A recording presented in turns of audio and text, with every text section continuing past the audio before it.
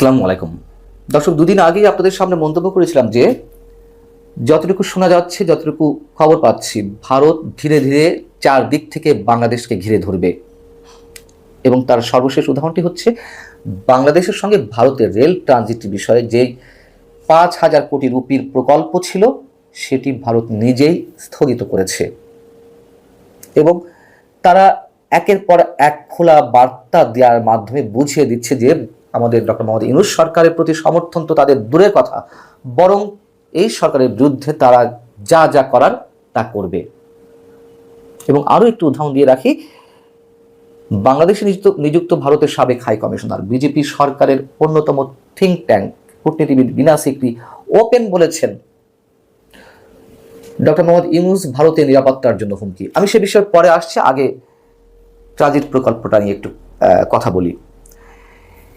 এই যে 5,000 কোটি টাকার 5,000 কোটি রুপির প্রকল্প, তার উদ্দেশ্য কি ছিল?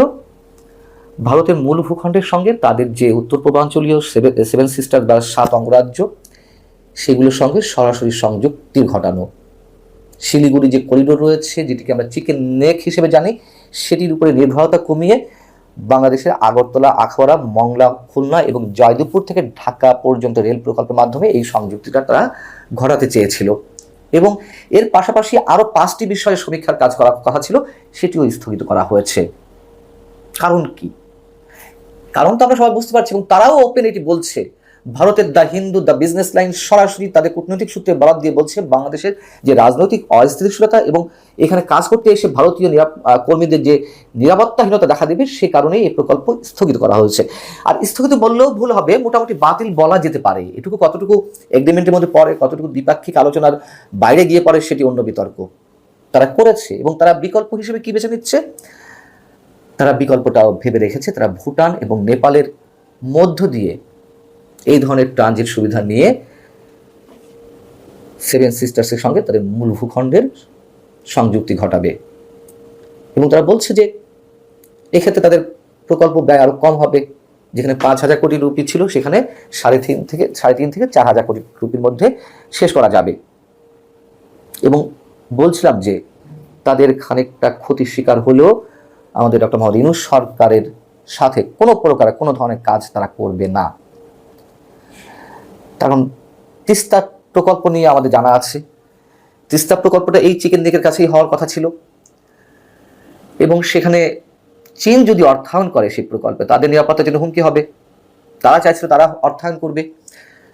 তো আমাদের প্রধান উপদেষ্টা চীন সফরে যে গেলেন কয়েকদিন আগে, সেখান থেকে মোটামুটি চূড়ান্ত না হলে যতটুকু জানা যাচ্ছে, চীনই এই প্রকল্পে অর্থায়ন করবে। অতএব তারা যে ক্ষতিটা মেনে নিচ্ছে, যে তারা এই সরকারের সাথে আগ বাড়িয়ে দেন দরবার করে তিস্তা প্রকল্পে যে তারা অর্থায়ন করতে পারবে বা করার যে একটি চেষ্টা, সেটিও তারা হাঁটেনি, সেদিকে তারা হাঁটেনি, তারা বাদই দিয়েছে সেই ভাবনা। অতএব তারা যে এই চিন্তাটিও মাথায় রেখেছে যে এখানে চীন অর্থায়ন করতে পারে, সেটিকে তারা সম্ভবত মেনে নিয়েই এ পথে হাঁটছে। বাংলাদেশে কি হবে এই প্রকল্প বাতিল হলে? অনেকে মনে প্রশ্ন রাখতে পারে। এবং এই যে রেল ট্রানজিট, সেটি নিয়েও তো আমি নিজেই অনেকবার কথা বলেছি। এই রেল ট্রানজিট আমাদের পক্ষে নাকি বিপক্ষে, কতটুকু আমরা এর দ্বারা লাভবান হব, রাজস্ব কতটুকু আসবে, সেটি নিয়ে একটি বিতর্ক আছে। তারপরেও তো এটুকু বলতে হবে যে এই প্রকল্প হলে কর্মসংস্থান, পণ্য পরিবহন, বন্দর ব্যবস্থাপনা এবং অভ্যন্তরীণ লজিস্টিক ব্যবস্থায় আমাদের বেশ সুবিধা হতো। অস্বীকার করার তো নেই। বিনা সিকরি বিষয়ে আসি। বিনা সিকরি ভারতের পডকাস্ট উইথ প্রতিম রঞ্জন বোস, ভারতের অন্যতম প্রখ্যাত একজন সাংবাদিক।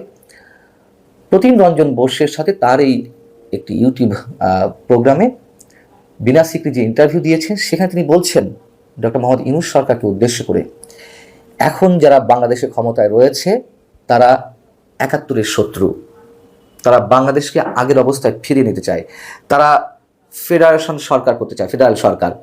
এবং 2001 সালে জামাত বিএনপির সাথে ক্ষমতায় এসে যা করতে চেয়েছিল, তারা তা আবারও সেদিকে এগোচ্ছে। এর আগে ট্রান্সশিপমেন্ট বন্ধ করে দিল। সেখান থেকেও আমরা জানতে পেরেছি, ভারতের বিভিন্ন গণমাধ্যমে যে খবরগুলো এসেছে, কূটনৈতিক সূত্রে বরাদ্দে তারা যেটি বলেছে যে আমাদের প্রধান উপদেষ্টা চীন সফরের সময় যে মন্তব্যটি করেছিল সেভেন সিস্টার্স নিয়ে, যে চীনের জন্য এটি সম্প্রসারিত অর্থনৈতিক ক্ষেত্র হতে পারে বা বাণিজ্যের ক্ষেত্র হতে পারে, এটি তারা কোনোভাবে ভালোভাবে নেয়নি। বিষয়টি হচ্ছে যে আমরা ভারতের দাদাগিরি, ভারতের আগ্রাসন নীতি অবশ্যই তার তুমুল বিরোধিতা করি, কিন্তু একটা বৃহৎ প্রতিবেশী রাষ্ট্রকে শত্রু বানিয়ে অন্য যে কোনো রাষ্ট্রের, আমি বাংলাদেশ বাদ দিলাম, তাদের কি মানে একটা স্থিতিশীল অবস্থা কখনো থাকা সম্ভব? এটার কি কোনো বৈজ্ঞানিক যুক্তি আছে? বাস্তব কোনো যুক্তি থাকতে পারে? নেই। আমরা কথিত বিপ্লবী বাণী ছড়াতে পারি, উস্কানিমূলক বা বক্তব্য দিতে পারি, কিন্তু লাভটা কি? এগুলো করে আমরা নিজেদের বিপদ কতটা ডেকে আনছি সেটা আমাদের বিবেচনার দরকার। এই কথাগুলো হয়তো অনেকেরই ভালো লাগবে না, কিন্তু কেন আমরা বাস্তবতাকে অস্বীকার করতে চাইছি? এবং যখন ভারতের বিরুদ্ধে আমাদের এই একেবারে বিপরীতমুখী অবস্থান সম্পর্কের জায়গা থেকে, সেখানে আবার পাকিস্তানের সাথে আমাদের দহরম মহরম সম্পর্ক, উষ্ণতার শেষ নেই, কেন একসাথে এইগুলো সব করতে হবে? এবং এটি তো কোনো রাজনৈতিক সরকার নয়, যদিও এই সরকারের টার্গেট রয়েছে নানানভাবে, তো আমরা বুঝতে পারছি যে আরো 5 বছর ক্ষমতায় থাকার। এগুলো করে কি আসলে কোনো লাভ আছে? ভারত এরপরে কোন পদক্ষেপ নেয় নিশ্চয়ই আমাদের দেখা রয়েছে। এর আগে তো বাংলাদেশিদের জন্য ভিসা বন্ধই রেখেছে, খুব জরুরি চিকিৎসার ক্ষেত্রে কারোর ভারত যাওয়ার প্রয়োজন রয়েছে, শুধু সেই জিনিসটা বাদে। আমরাও তো তাদের ভিসা বন্ধ করে দিয়েছিলাম, কেন আবার ছাড়লাম যদি আমরা এতটাই তাদেরকে মোকাবেলা করতে পারি? অতএব কথা আমরা অনেক কিছুই বলতে পারি, গরম গরম যেসব কথাবার্তা, এগুলো বলে আমরা মঞ্চ কাঁপিয়ে দিতে পারি, কিন্তু তার মধ্য দিয়ে আমরা কতটুকু লাভবান হচ্ছি সেটি কি আমরা বিন্দুমাত্র ভেবে দেখব না? আল্লাহ হাফিজ, ভালো থাকুন সবাই।